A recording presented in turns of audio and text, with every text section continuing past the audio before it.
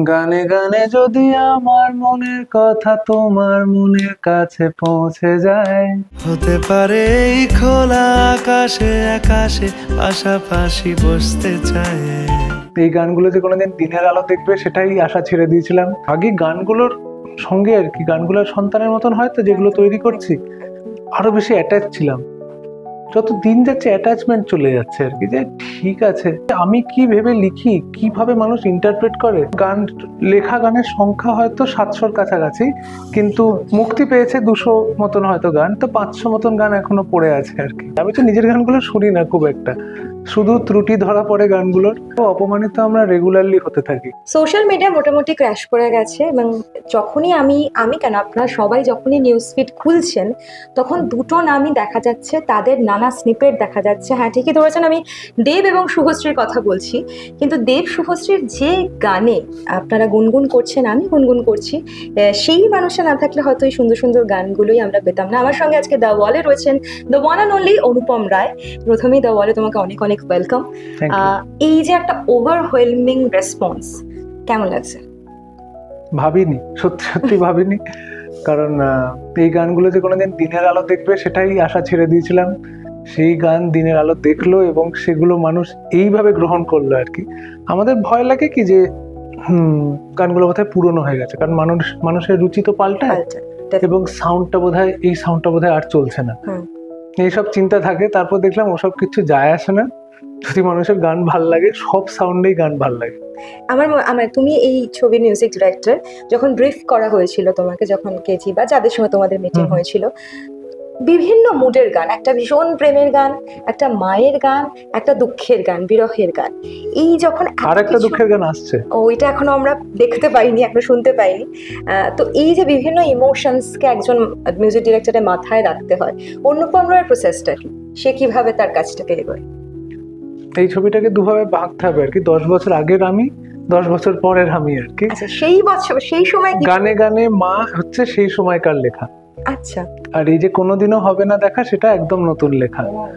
এবার আমি অনেকটাই পাল্টেছি বলতে আরো অনেক বেশি নমনীয় হয়েছি। আগে আরো বেশি রিজিড ছিলাম, এবং পরিচালক যখন আমাকে কিছু করতে বলতো কোনো তৈরি হওয়া কিছুর ওপর আর কি, আমার খুব আর কি গাইগুই করতাম যে এটা না, এটা পাল্টাবো না। এখন আমি অনেকটাই আর কি সহজ আর কি, এটা পাল্টাতে হবে, আচ্ছা পাল্টে দিচ্ছি, এটা চেঞ্জ করতে হবে, করে দিচ্ছি। এইটা কেন হলো, মানে এটা কি বয়সের সঙ্গে সঙ্গে? কারণ একটা জিনিস বুঝতে পেরেছি যে পরিচালক যেটা চায় সেটা আমি কিছুক্ষণ অব্দি তর্ক করতে পারি যে না আমার মনে হচ্ছে, কিন্তু সেটা আমি আসলে সাংগীতিক দিক থেকে তর্ক করি আর কি, যে মিউজিকের পার্সপেক্টিভ, কিন্তু ডিরেক্টরের পার্সপেক্টিভ থাকে হচ্ছে ছবির, এই ছবির, এবং সেটাই শেষ কথা। আমি ম্যাক্সিমাম সাজেশন দিতে পারি, তার বেশি কিছু পারি না। এবং সেইটার সঙ্গে আরেকটা জিনিস হয়েছে উইথ টাইম, আগে গানগুলোর সঙ্গে আর কি, গানগুলোর সন্তানের মতন হয়তো যেগুলো তৈরি করছি আরো বেশি অ্যাটাচ ছিলাম। যত দিন যাচ্ছে অ্যাটাচমেন্ট চলে যাচ্ছে আর কি, যে ঠিক আছে।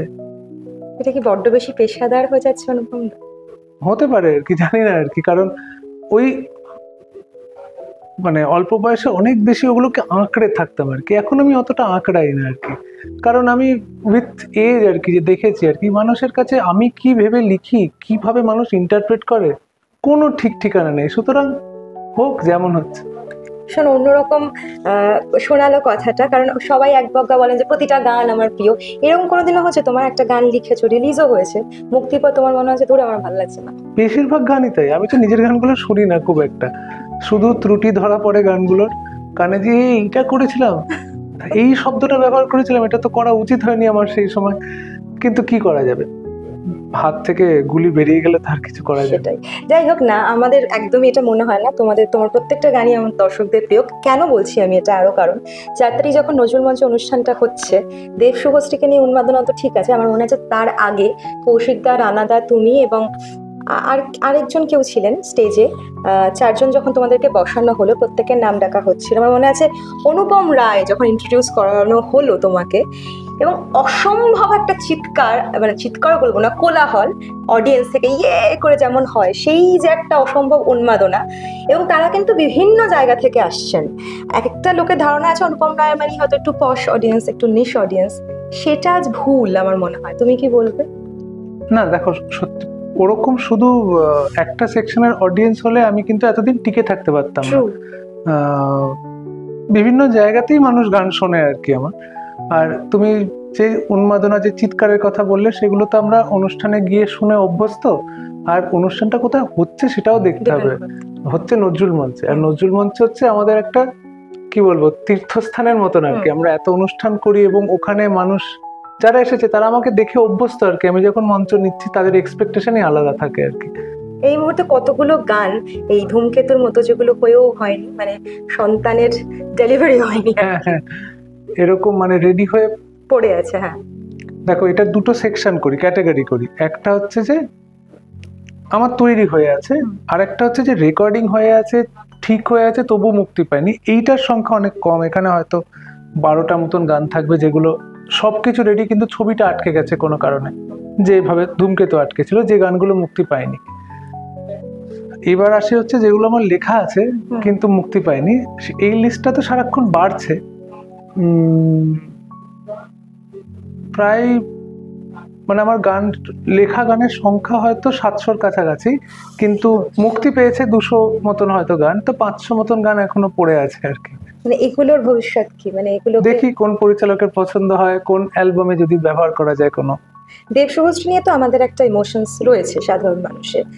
কোথাও গিয়ে এই ইমোশনের অংশীদার কি তুমিও? মানে তোমারও কাছেও কি কোনোভাবে দেব আমি হয়ে গেলাম, এটা এই ফ্যামিলির পার্ট আমি হয়ে গেলাম আর কি এই গানগুলোর মাধ্যমে এবং এই ধূমকেতু ছবির হাত ধরে। কারণ এর আগে আমরা যা গান শুনেছি, আজকেতে দেব শুভশ্রী হয়ে ওঠা, এর পেছনে যে মানুষটার একটা ভীষণ বড় ভূমিকা আছে বলে আমার মনে হয় সেটা জিৎ গাঙ্গুলি।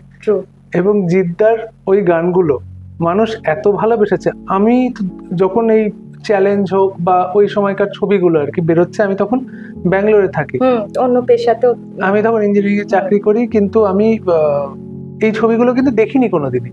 কিন্তু এই গানগুলো সব শুনেছি, কারণ সঙ্গীত বাংলা আসতো এবং তাতে এই গানগুলো চলতো, আমার ভালো লাগতো বেশ গানগুলো।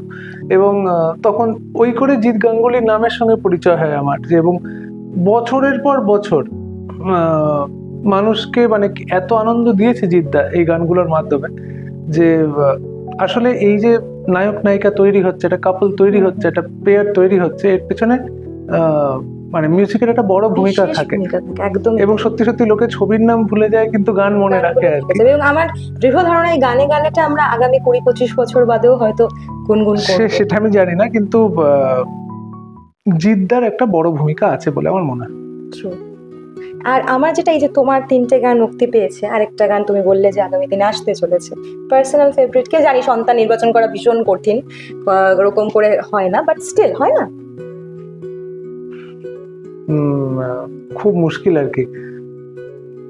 3টে গান যেগুলো বেরিয়েছে, 3 রকম, 3 ধারার গান আর কি, যার ফলে আমার এই এক একদিন এক একটা শুনতে ভাল লাগে। তবে গানে গানে যে এক্সেপশনাল সাড়াটা পেয়েছে আর কি, সেটা দেখে আমার বেশ মজা লেগেছে। আমি নিজেও বারবার শোনার চেষ্টা করি যে গানটায় কি আছে যে যেটা অন্য গানে নেই। মানে তুমি এটা নিজেকেই প্রশ্ন করেছো? হ্যাঁ, আমি তো বুঝতে পারছি না যে আসলে হয় কি, এগুলো যদি ধরা যায় গানটা হিট, এবার তার মানে হিটের একটা ফর্মুলা পাওয়া গেল যে এইটা করলে গানটা হিট হবে, তাহলে এই ফর্মুলাটা পরের বার করবো, কিন্তু সেটা তো আবার ওয়ার্ক করে না, নাও ক্লিক করতে পারে।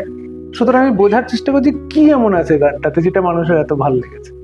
মা গানটা নিয়ে মানুষজন ভীষণ ইমোশনাল হয়ে যাচ্ছে, খুব স্বাভাবিক, কথাগুলো এত সুন্দর, সুরটা ভীষণ সুন্দর। মাকে গান শোনানো হয়? তোমার মা তো অসাধারণ একজন। মাকে আমি শোনাই গান, এবং একদম রেডি হয়ে গেলে, রেকর্ড মিক্স হয়ে গেলে আর কি মাকে শোনাই। কারণ ওই অ্যাজ অ্যান অডিয়েন্স মা গান শুনতে ভীষণ ভালো লাগে, মানে ভালোবাসে। তার সঙ্গে যেটা হয় যে মাঝে মাঝে কিছু ফিডব্যাকও পাওয়া যায়, হ্যাঁ, যে এই শব্দটা তো মারা তো যে সময়ে বড় হয়েছে, যে ধরনের গান শুনে অভ্যস্ত, এখনকার গান তো ভীষণই আলাদা, কিন্তু এই উচ্চারণটা তো ঠিক হয়নি, এখানে গলাটা তো শোনা যাচ্ছে না। এই ধরনের ফিডব্যাক পেলে আমার ভালো লাগে, সেগুলোকে আমি ইনকর্পোরেট করার চেষ্টা করি। আরেকটা জিনিস, প্রেমের আখ্যান বোঝাতে যখন শুকনো পেঁয়াজ কলি, আলুর খোসা বোঝানো, এই সমস্ত যখন উপমাগুলো আসে, মায়েরা কিভাবে নেন? মানে আমার মা যখন প্রথম শুনে খুব অবাক হয়ে গিয়েছিলেন। আচ্ছা, এরকম ভাবেও প্রেম ব্যক্ত করা যায়? নিশ্চয়ই ভালোভাবেই না। যাই হোক, আমার মানে আমি সত্যি খুব ওভারওয়েলমড, কিন্তু একটা জিনিস, একটা সিচুয়েশন তোমাকে দেবো। বিহঙ্গীর সঙ্গে ইন্টারভিউ হলে কিছু কিছু সিচুয়েশন দিয়ে দেওয়া হয় মানুষকে, সেগুলোর সাপেক্ষে তোমাকে উত্তর দিতে হবে।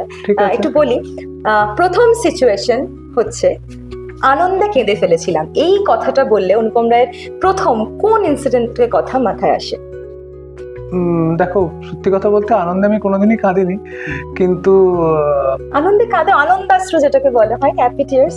হ্যাপি টিয়ার্স এখন অব্দি হয়নি আর কি জীবনে, কিন্তু ভীষণ আনন্দ পেয়েছিলাম যখন ওই এন্ট্রান্স পরীক্ষার রেজাল্টে নিজের ওই লিস্টে নাম দেখেছিলাম নিজের আর কি।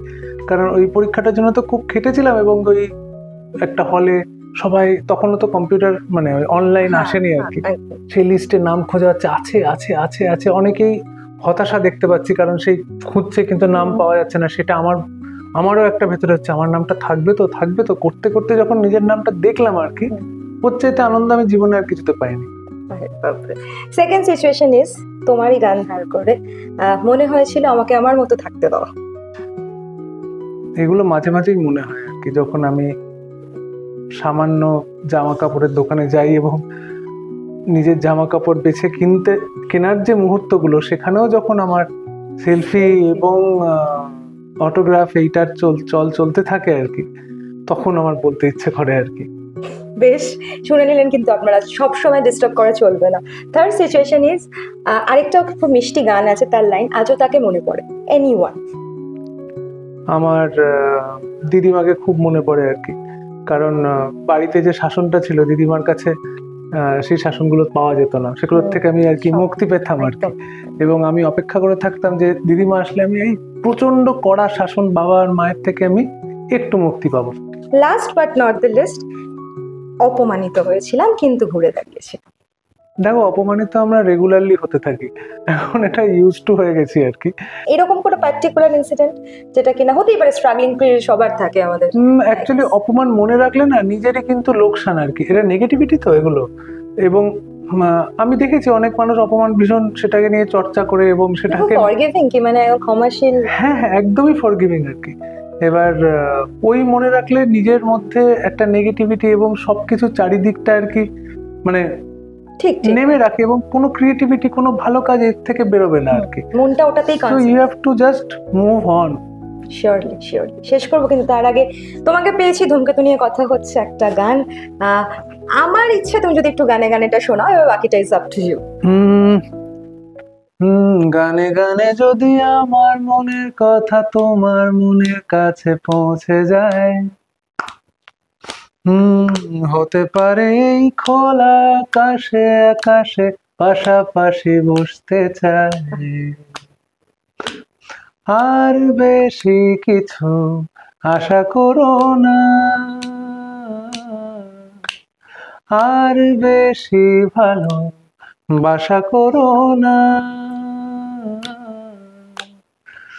গানে গানে যদি আমার মনের কথা তোমার মনের কাছে পৌঁছে যায়। Lovely, thank you so much Anupam da, all the very best for ধূমকেতু।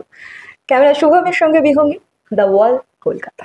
বিনোদনের সব খবর জানতে চোখ রাখুন দ্য ওয়াল এন্টারটেনমেন্টে।